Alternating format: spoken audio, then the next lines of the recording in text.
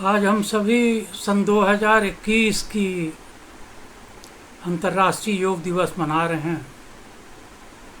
इस अवसर पर योग से जुड़े सभी लोगों को मैं अपनी शुभकामनाएं देता हूं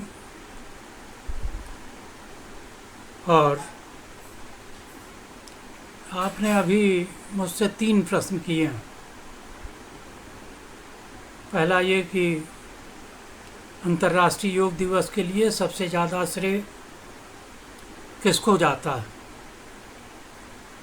दूसरा बाबा रामदेव और IMA के प्रकरण को लेकर के, और तीसरा योग को खेल में शामिल करने के विषय पर अपने विचार व्यक्त करने को कहा।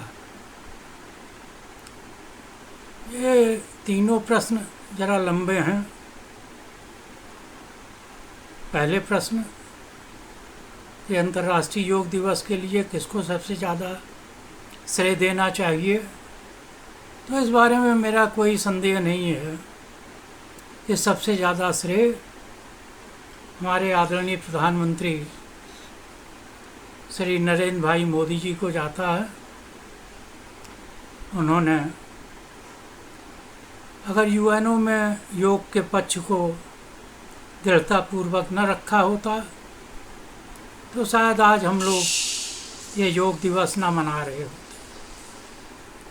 सभी देशों ने साथ दिया और आज सारे विश्व में योग दिवस मनाया जा रहा है। हम सभी को गर्व है कि योग भारत की एक प्राचीन विद्या है जिसका आज अंतर्राष्ट्रीय स्तर पर एक मान्यता प्राप्त हुई है, और ये विद्या ये सामर्थ्य रखती है कि सारे विश्व का कल्याण कर सके।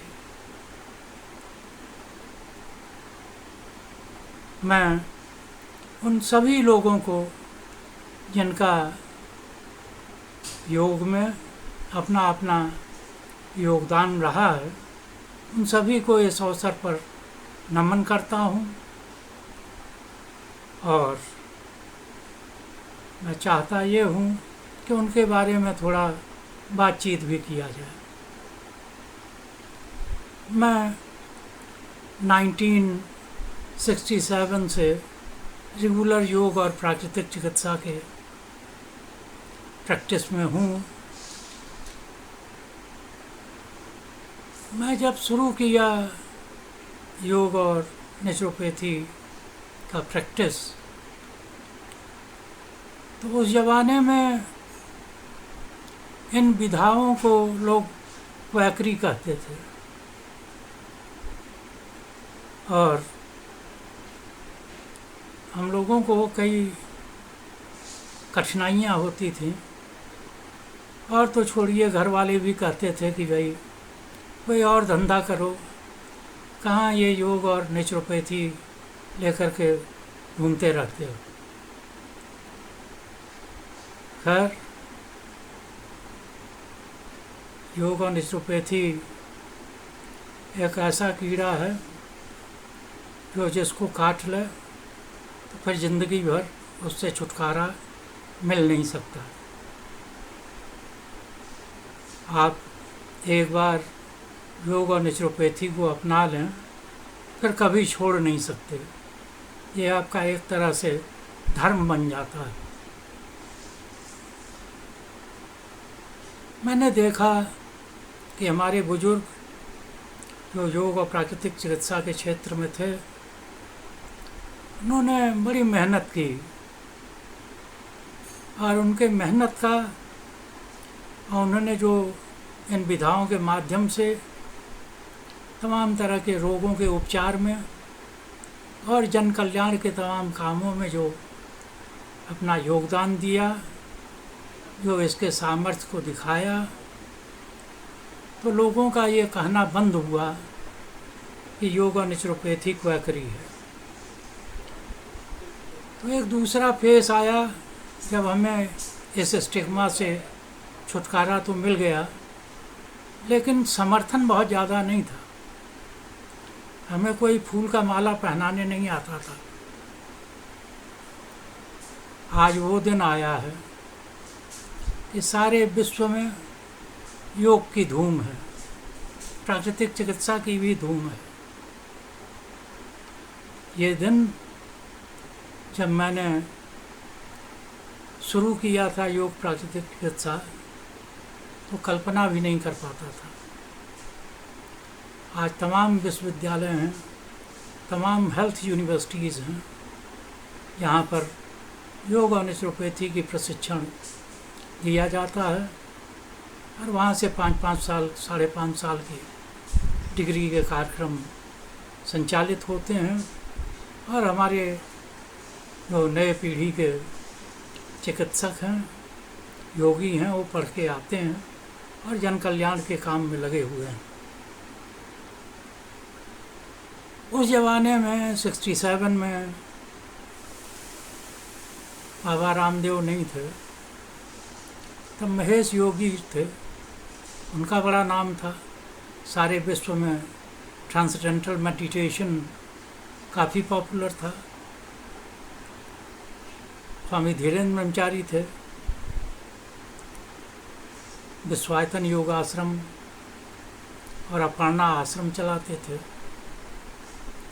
उनका नेहरू जी से सीधा, नेहरू परिवार से सीधा संपर्क था। इंदिरा जी स्वामी जी को बहुत मानती थी। स्वामी जी ने 2 किताबें लिखी हैं, एक तो योगासन विज्ञान है और दूसरा सूक्ष्म यौगिक व्यायाम। सूक्ष्म यौगिक व्यायाम असल में स्वामी कार्तिकेय जी महाराज की देन है।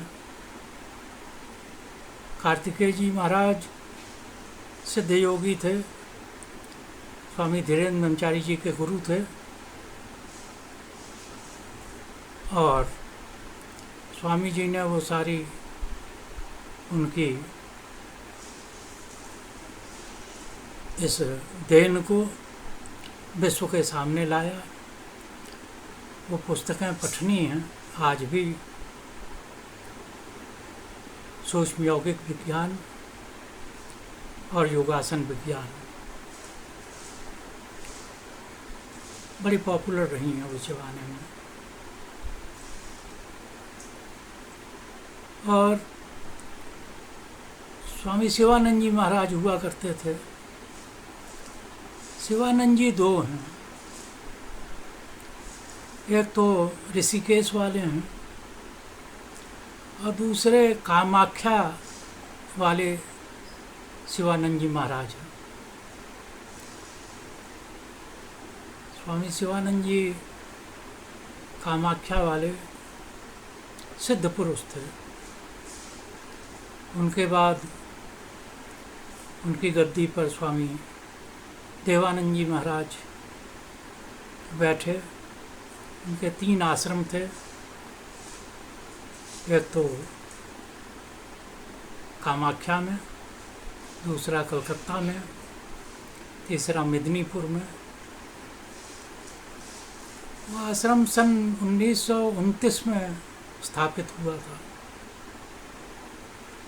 और नॉर्थ ईस्ट में, आसाम में, वेस्ट बंगाल में, उड़ीसा में जो योग का प्रचार हुआ, उसका श्रेय कामाख्या वाले स्वामी शिवानंद जी महाराज को जाना चाहिए।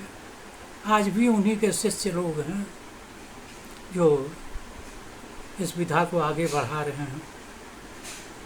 उनकी एक पुस्तक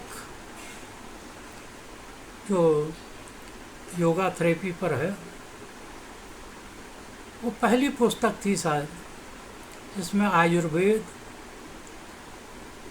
योग और प्राकृतिक चिकित्सा इन तीनों के सिद्धांतों को लेकर के लिखी गई थी। और उस योगा थेरेपी जो पुस्तक थी उनकी, उसका अनुवाद असमिया भाषा में, बांग्ला भाषा में, उड़िया में, सभी भाषाओं में हुआ था। और जिन दिनों में CCR वायन में काम करता था। CCR वायन ने ग्रांट भी दिया था उस पुस्तक के पुनर्प्रकाशन के लिए।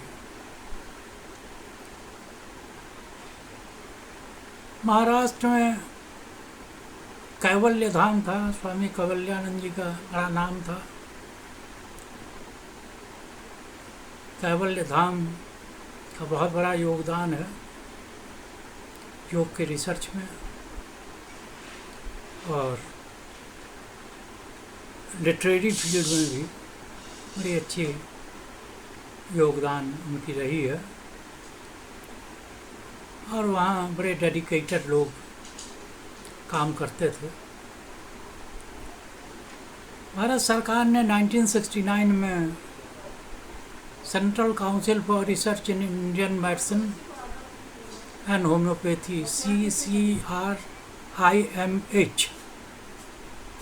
Central council for research in Indian medicine and homeopathy, यह संस्था स्थापित की। और उसी ज़माने में central research institute for yoga स्थापित हुआ विश्वायतन योगाश्रम में। स्वामी धीरेन्द्र ब्रह्मचारी जी उसके डायरेक्टर थे, और योगा रिसर्च पर वहाँ काम शुरू हुआ। राजस्थान में स्वामी आनंदानंद जी महाराज हुआ करते थे, बापू नगर जयपुर में। उनका अपना योगदान रहा है। उन्होंने राजस्थान सरकार के सहयोग से वहाँ पर योग संस्था स्थापित की, सरकारी मान्यता रही उसकी। CCR वायन से भी उसको बाद में ग्रांट आता रहा। तो इस प्रकार तमाम लोग थे जो योग के फील्ड में उस ज़माने में प्रसिद्ध थे। देश में विदेश में तमाम लोग। स्वामी कार्तिकेय जी महाराज के बारे में दो चीज़ें। एक तो वो सिद्ध पुरुष थे, उनका सूक्ष्म यौगिक व्यायाम अपना योगदान था। मैं लखनऊ के डॉक्टर खुशीराम शर्मा दिलकश जी का शिष्य हूँ। उनके साथ 10 साल मैंने काम भी किया है। वो स्वामी कार्तिकेय जी महाराज को चिकित्सा परामर्श वगैरह देने जाया करते थे। उनसे कई बार मैंने सुना कि स्वामी कार्तिकेय जी महाराज के आयु के बारे में और उनके ज्ञान के बारे में था लगाना मुश्किल काम। स्वामी धीरेन्द्र ब्रह्मचारी जी ने अपनी पुस्तक में उनकी उम्र 300 साल लिखी। खैर जो भी हो, मैं भाग्यशाली आदमी हूँ कि जब central council for research in yoga and naturopathy स्थापित हुआ भारत सरकार के द्वारा स्वास्थ्य मंत्रालय के अंतर्गत,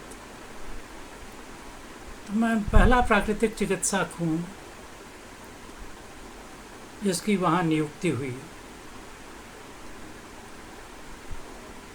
और मुझे उस समय के तमाम जो योग और प्राकृतिक चिकित्सा के लोग थे उनके संपर्क में आने का, उनकी संस्थाओं पर जाने का और कई तरह के अध्ययन में भाग लेने का अवसर मिला। ये बहुत कम लोगों को ऐसा अवसर मिलता है। मैं सन 1980 में इस काउंसिल में आया। ये काउंसिल 1978 में स्थापित हुई थी।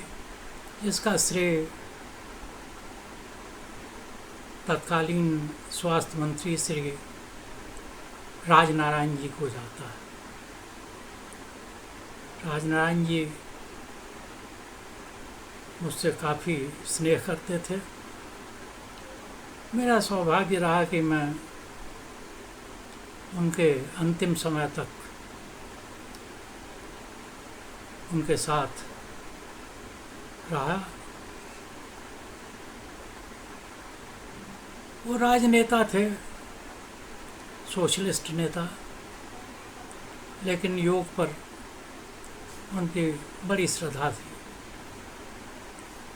और जैसे ही वो स्वास्थ्य मंत्री बने, उन्होंने CCRIMH जो 1969 में संस्था स्थापित हुई थी, उसका 4 विभाग करके 4 अलग अलग काउंसिल बनाया। एक योग के लिए, योग और नेचुरोपैथी के लिए, एक आयुर्वेद के लिए, एक यूनानी के लिए और एक होम्योपैथी के लिए। ये सारी संस्थाएं आज भी चल रही हैं।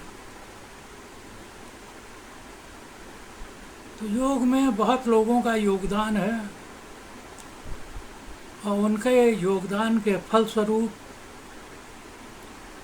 योग आज ऐसी स्थिति में आ चुका था कि प्रधानमंत्री जी ने जब यूएनओ में ये प्रस्ताव रखा कि अंतर्राष्ट्रीय योग दिवस मनाना चाहिए, तो सभी ने सहर्ष समर्थन किया।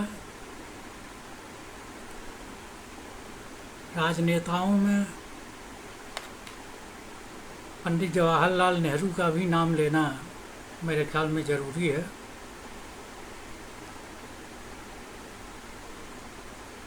पंडित नेहरू रोज शीर्षासन किया करते थे। कितने भी व्यस्त हों, लेकिन शीर्षासन नहीं छोड़ते थे वो। और ये बात उस समय के जितने भी बड़े बड़े नेता थे अंतर्राष्ट्रीय स्तर पर, सभी जानते थे। मुझे एक बार बर्मा के भूतपूर्व प्रधानमंत्री ऊनू साहब ने ये बात बताई थी कि नेहरू के शीर्षासन से प्रेरणा लेकर वो रोज़ अपने स्वास्थ्य के लिए व्यायाम करने लगे थे और कितना भी व्यस्तता हो, वो अपने स्वास्थ्य का ध्यान रखते थे। तमाम विश्व के नेता आश्चर्यचकित रहते थे कि नेहरू जैसा व्यस्त आदमी ये सुबह सुबह सर पर खड़े होने का अभ्यास करता है। लेकिन शीर्षासन एक बहुत ही अच्छा आसन है, आप सभी लोग जानते हैं। नेहरू जी अभ्यास करते थे और इसका अगर प्रचार सारे विश्व में होता था तो ये फ़ायदे की ही बात थी, इसमें कोई नुकसान वाली बात नहीं थी।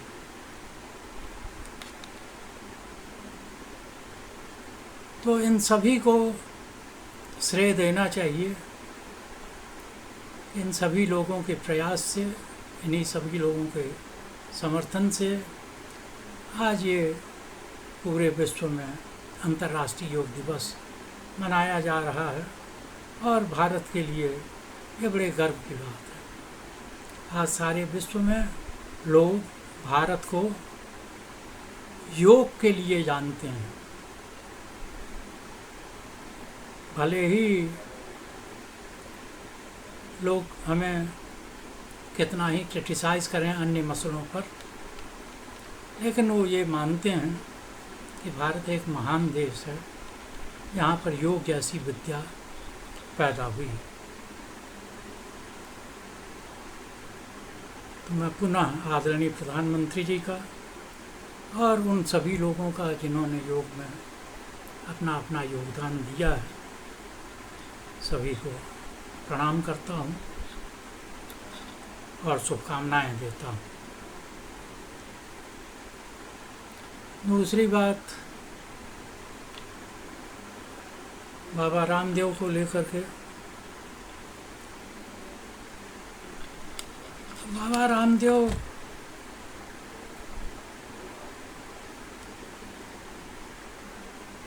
सामर्थ्यवान व्यक्ति हैं। उन्होंने योग के प्रचार प्रसार में अपना योगदान जो भी दिया है उससे इनकार नहीं किया जा सकता। योग को पॉपुलराइज करने में उनका भी बहुत योगदान रहा है, लेकिन एकमात्र उन्हीं की वजह से योग है यह कहना उचित नहीं है। जब ब्लैक एंड वाइट टीवी हुआ करता था, प्राइवेट चैनल्स नहीं थे, स्वामी धीरेन्द्राचार्य नेशनल दूरदर्शन टीवी पर हफ्ते में 2 बार योग का कार्यक्रम प्रसारित करते थे और वो बहुत पॉपुलर भी था। स्वामी जी योग के साथ साथ रामायण की चौपाइयाँ भी कहते रहते थे, जिसको लेकर के कई बार कई लोग आपत्ति भी उठाते थे।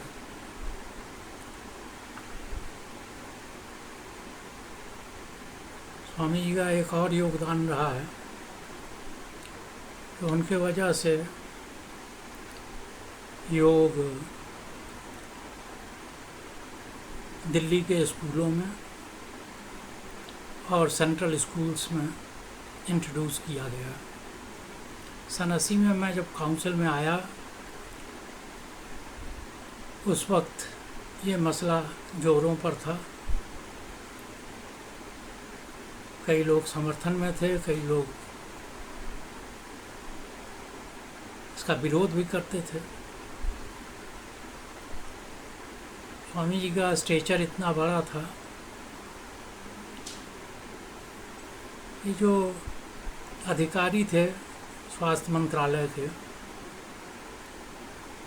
वो भी उनसे बात करने में ज़रा संकोच करते थे।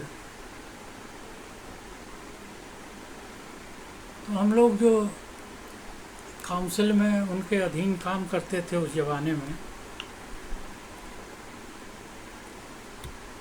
तो लोग हम लोगों से अक्सर बात कर लिया करते थे। अगर कोई डांट फटकार करनी है तो वो भी कर लेते थे, और हम लोगों से कहते थे कि भाई स्वामी जी को ज़रा आप लोग सही सही गाइड क्यों नहीं करते हैं कि वो लोगों की भावनाओं को भी ध्यान रखें। ये सेकुलर देश है और धार्मिक टाइप के उपदेश टीवी पर न दिया करें, और योग को ज़बरदस्ती स्कूलों में लागू करने के लिए बहुत ज़्यादा जोर न दें। तो हम लोग कहते थे भाई इसके लिए तो स्वामी जी से ही आपको बात करना चाहिए। हम लोगों की इतनी हिम्मत नहीं है कि हम स्वामी जी से कहें कि ये करो और ये ना करो। मुझे याद है मैं तो कई बार इतना तंग आ जाता था।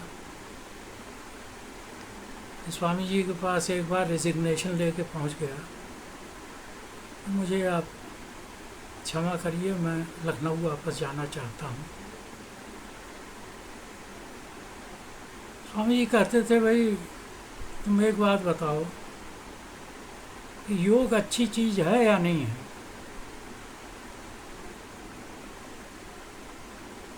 मैं कहता था इसमें क्या संदेह है, योग से अच्छी तो कोई चीज़ है ही नहीं। कहते थे इसके लिए थोड़ा कष्ट उठाना पड़ता है, लोगों की थोड़ी भली बुरी बातें सुननी पड़ती हैं, तो आप क्यों इतने परेशान हो जाते हो। ये रेजिग्नेशन लेटर फाड़ देते थे, करते थे जाके काम करो, जब तक मैं हूँ किसी को कोई कष्ट नहीं होगा। खैर समय बीता, योग सारी दुनिया में आज धूम मचा रहा है। मुझे स्वामी जी याद आते हैं, उनकी दूरदृष्टि काफ़ी थी। उस ज़माने में एक बात और चलती थी कि योग जो स्कूलों में इंट्रोड्यूस हो रहा है वो स्वतंत्र विषय हो या फिजिकल एजुकेशन के साथ क्लब कर दिया जाए। स्वामी जी इस बात के लिए बिल्कुल दृढ़ निश्चयी थे कि योग एक पृथक विषय के रूप में ही इंट्रोड्यूस होगा और फिजिकल एजुकेशन वगैरह से इसका कोई संबंध नहीं रहेगा, ये बिल्कुल अलग रहेगा, क्लब नहीं किया जाएगा। मैं कई दृष्टि से सोचता था कि अगर क्लब हो जाए तो इसमें क्या हर्जा है, लेकिन स्वामी जी कहते थे अभी तुम नहीं समझोगे, अगर ये फिजिकल एजुकेशन के साथ क्लब हो गया तो योग ख़त्म ही हो जाएगा, इसके सिद्धांतों को कौन पालन करेगा। उनकी बात आज मेरे समझ में ज़रा गहराई से आने लगी है। आज मैं देखता हूँ योग कुछ का कुछ बनता जा रहा है। योग को कमर पतला करने का विज्ञान बना करके छोड़ दिया जा रहा है। योग एक महान विद्या है, इसकी मौलिकता का संरक्षण बहुत ज़रूरी है। अब इसी बीच योग को खेल के रूप में मान्यता मिल गई।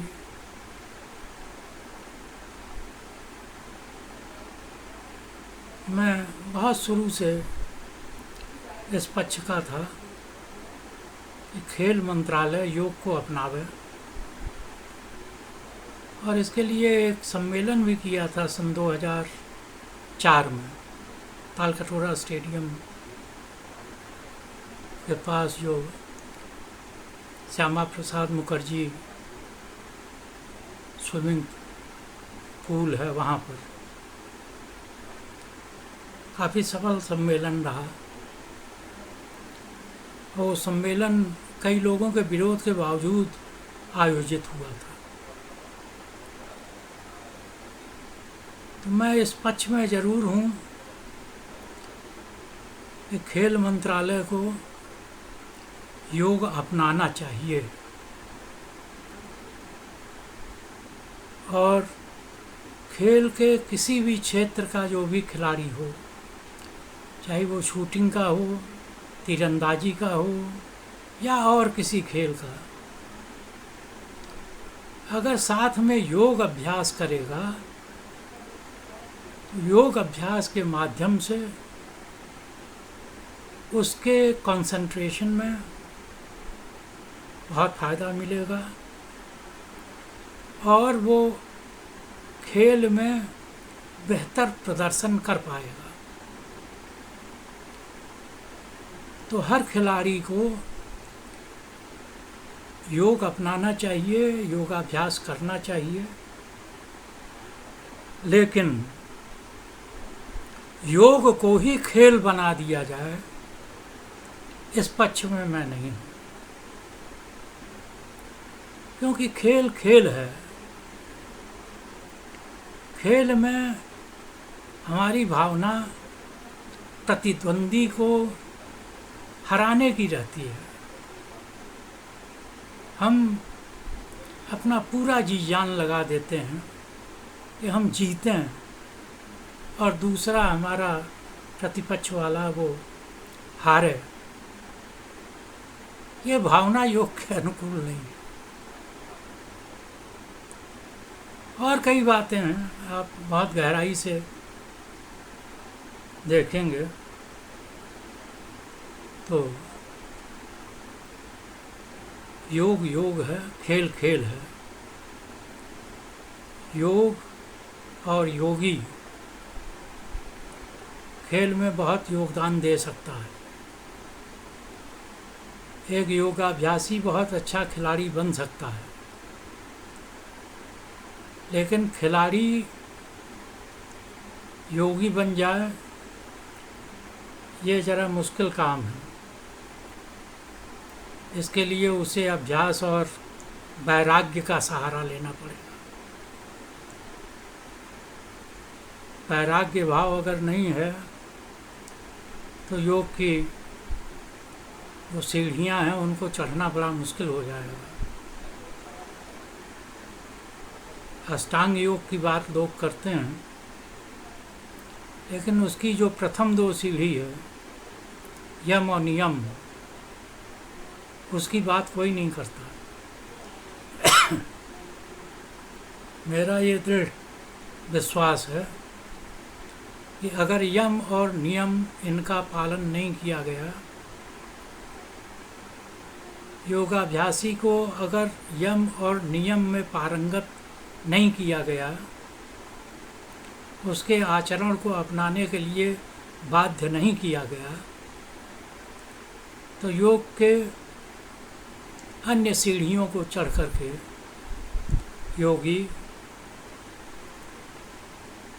योगी नहीं बन पाएगा, कुछ और ही बनेगा। जब तक मन में वैराग्य न हो, जब तक यम और नियम का पालन व्यक्ति न करे, अहिंसा, सत्य, हस्ते, ब्रह्मचर्य, अपरिग्रह, शौच, संतोष, तप, स्वाध्याय, ईश्वर प्रणिधान, तब तक वो आसन और प्राणायाम करके अपना स्वास्थ्य लाभ तो कर लेगा, लेकिन वो योगी नहीं बन पाएगा। अभी ये बड़ा कष्ट हो रहा है। अभी मैं देख रहा था टीवी पर समाचार में, हमारे देश के प्रसिद्ध पहलवान सुशील कुमार जी का समाचार आ रहा है कि उनको एक हत्या प्रकरण में गिरफ्तार किया गया है। कोई योगाभ्यासी व्यक्ति किसी भी हालत में इस तरह के प्रकरण में नहीं फंस सकता। खैर, भारत सरकार का निर्णय है योग एक खेल के रूप में मान्यता प्राप्त किया है। इसका जो भी असर हो देखा जाएगा।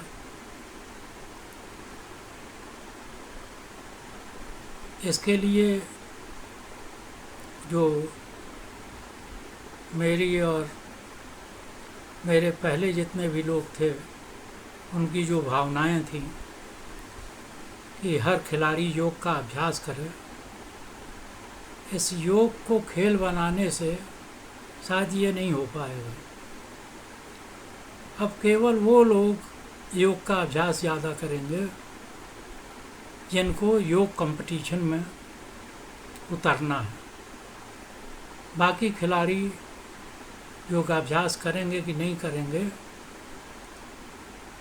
ये निश्चित रूप से नहीं कहा जा सकता। मैं तो ये चाहता हूँ कि सभी खिलाड़ी योग का अभ्यास करें। अब तीसरी बात बाबा रामदेव और आईएमए के प्रकरण को लेकर के है। मैं दुखी हूँ कि आज हमें ऐसा दिन देखना पड़ रहा है कि लोग बाबा रामदेव के बहाने योग पर अटैक करने लगे।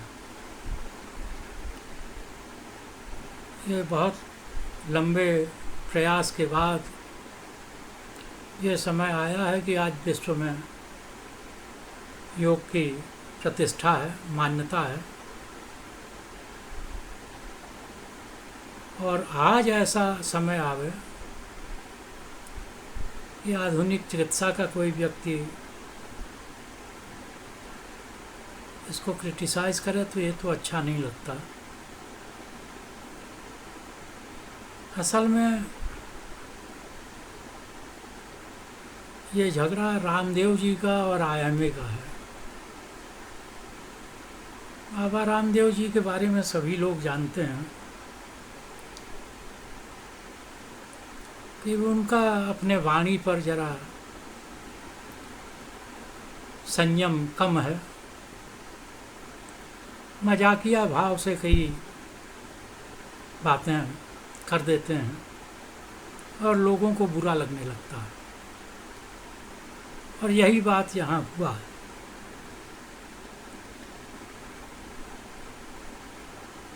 मैंने देखा है कि आधुनिक चिकित्सा के तमाम शीर्ष चिकित्सकों ने योग के रिसर्च में काफ़ी योगदान दिया है।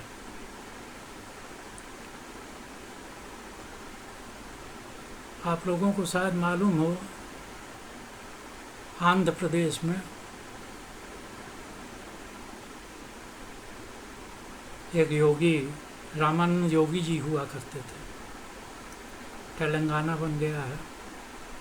हैदराबाद में वेमना योगा रिसर्च इंस्टीट्यूट था, उसके वो डायरेक्टर थे। उन पर एम्स में फिजियोलॉजी डिपार्टमेंट में कई तरह के प्रयोग किए गए थे। वो अपने नाड़ी बंद कर लेते थे। उनको एक ग्लास चेम्बर में लेटा करके और उसमें से हवा निकाल करके, ऑक्सीजन निकाल करके छोड़ दिया गया और बिना सांस लिए वो अपना पड़े हुए थे। एक डॉक्टर चन्ना साहब वहाँ होते थे, वो मुख्य शोधकर्ता थे उसके। वो शोध काफ़ी प्रसिद्ध हुआ था। नेहरू जी के ज़माने की बात है ये, और नेहरू जी भी उसको देखने को आए थे। मैं जब CCRY में आया तो उस वक्त तक जो बड़े बड़े इंस्टीट्यूट थे आधुनिक चिकित्सा के, वो योग रिसर्च में इंटरेस्ट नहीं रखते थे। हम लोग जाते थे, उनसे सिफारिश करते थे कि भाई हमारी रिसर्च स्कीम कोई आप लें और चलावें। तो लोग कहते थे नहीं नहीं, ये संस्थाएं क्वैकरी के लिए नहीं है। हम लोगों ने एक लक्ष्य बनाया कि हमें किसी तरह से जो योग के जो आधुनिक चिकित्सा के टॉप मोस्ट संस्थाएं हैं वहाँ योग पर रिसर्च करवाना है। और काफ़ी पीछे पड़ के काफ़ी लोगों को समझा बुझा करके कई रिसर्च स्कीमें एम्स में, जिपमार पौंडीचेरी में, निमहांस बेंगलोर में और कई हॉस्पिटल्स में कई स्कीमें चली। और उनका इस योग को पॉपुलराइज करने में काफ़ी सहयोग मिला। लोग जो रिसर्च के परिणाम आते थे उससे प्रभावित होते थे कि इतनी बड़ी बड़ी संस्थाओं में ये रिसर्च हुआ है। हमारे बहुत सारे पुराने साथी, आधुनिक चिकित्सा के लोग, उनका मैं शुक्रगुजार हूँ कि उन्होंने बहुत मदद किया। एम्स में हृदय रोगों पर एक रिसर्च हुआ था डॉक्टर मनचंदा जी के नेतृत्व में। बड़ा अच्छा परिणाम रहा। उससे उत्साहित होकर के एक और रिसर्च स्कीम उस ज़माने में लिया गया था DRDO की सहायता से। ग्लोबल हॉस्पिटल माउंट आबू में उसके प्रयोग हुए थे कि 508 एंजियोग्राफिकली टेस्टेड लोगों में, जिनकी एक नली में, 2 नली में, 3 नली में 80%, 90%, उससे भी ज़्यादा ब्लॉकेट थी, उसको बिना दवा के लाइफस्टाइल इंटरवेंशन से, योग करा के, मेडिटेशन करा के, आहार सुधार कर करके, उनकी दिनचर्या, ऋतुचर्या सुधार करके और ठीक किया गया। और मज़े की बात ये कि 508 केसेस सब के सब ठीक हो गए। इससे प्रभावित होकर के हम लोगों ने 2004 में CCRYN के तरफ से RML हॉस्पिटल में एक specialised OPD yoga and naturopathy for cardiac ailments खोली थी। आज भी चल रहा है। RML हॉस्पिटल के तमाम लोगों का बड़ा योगदान है। सबसे पहला लाइफस्टाइल इंटरवेंशन सेंटर सरकारी तौर पर सरकारी अस्पताल में वहीं पर खुला, साइकियाट्री डिपार्टमेंट में। वहाँ पर और कई योजनाएं चली। साइकियाट्री में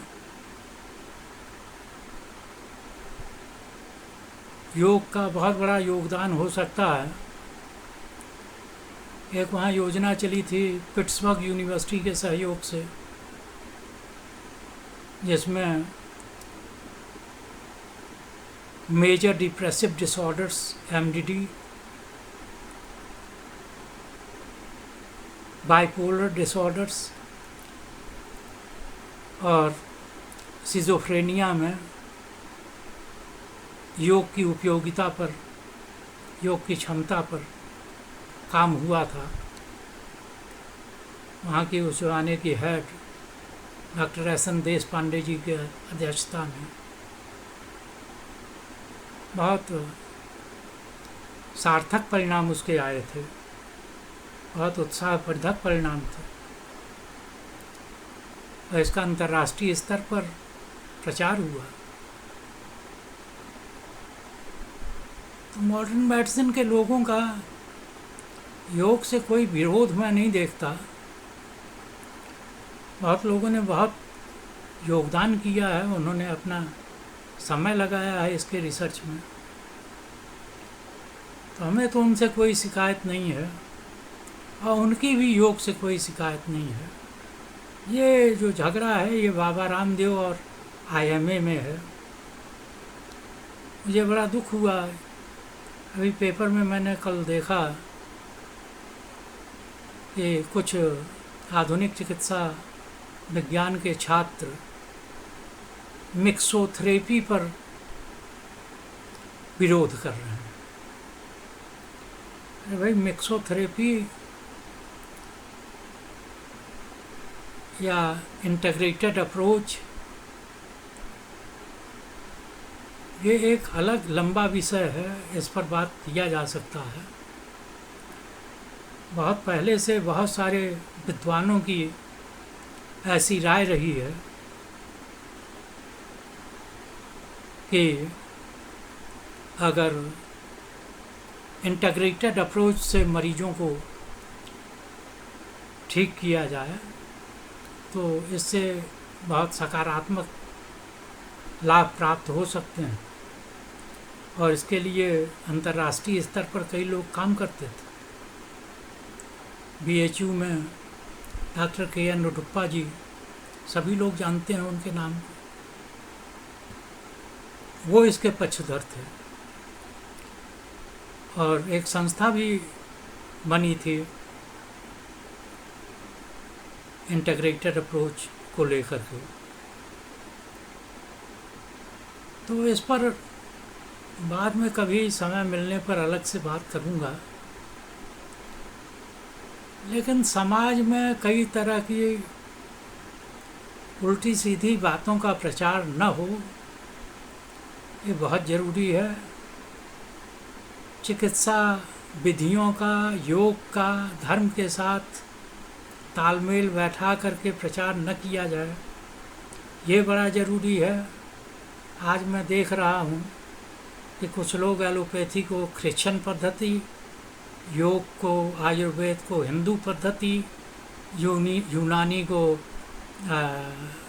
मुस्लिम पद्धति, इस तरह की सब बातें लोग करने लगे हैं।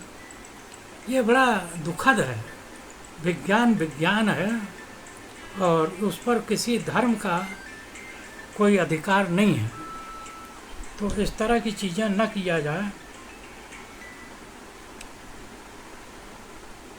योग सभी के लिए है, पूरी मानवता के लिए है, मानव कल्याण के लिए है और उसको मानव कल्याण के लिए प्रयोग में लाना चाहिए। आज अंतरिक्ष में जाने से लेकर के और तमाम तरह के रोगों तक में योग की उपयोगिता